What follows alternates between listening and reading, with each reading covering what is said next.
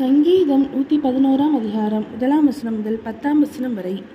அல்லேலூயா! செம்மையானவருடைய சங்கத்திலும் சபையிலும் கர்த்தரை முழு இருதயத்தோடும் துதிப்பேன்.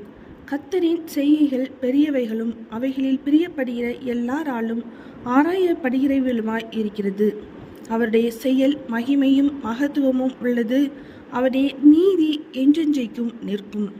அவர் தம்முடைய அதிசயமான செய்கைகளை நினைவு கூறும்படி செய்தார். கர்த்தர் இரக்கமும் மன உருக்கமும் உள்ளவர்.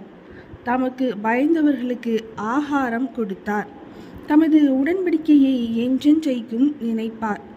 ஜாதிகளின் சுதந்திரத்தை தமது ஜனங்களுக்கு கொடுத்ததினால் தமது கிரியைகளின் பெலத்தை அவர்களுக்கு தெரியப்படுத்தினார்.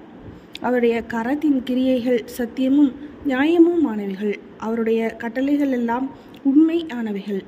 அவைகள் என்றென்றைக்கும் உள்ள சதாகாலங்களுக்கும் உறுதியானவைகள். அவைகள் உண்மையும் செம்மையுமாய் செய்யப்பட்டவைகள். அவர் தமது ஜனத்திற்கு மீட்பை அனுப்பி தமது உடன்படிக்கையை நித்திய உடன்படிக்கையாக கட்டளையிட்டார். அவருடைய நாமம் பரிசுத்தமும் பயங்கரமுமானது. கர்த்தருக்கு பயப்படுதலே ஞானத்தின் ஆரம்பம். அவருடைய கற்பனைகளின்படி செய்கிற யாவருக்கும் நற்புத்தி உண்டு. அவர் புகழ்ச்சி என்றென்றைக்கும் நிற்கும். சங்கீதம் 111 அதிகாரம் முடிந்தது.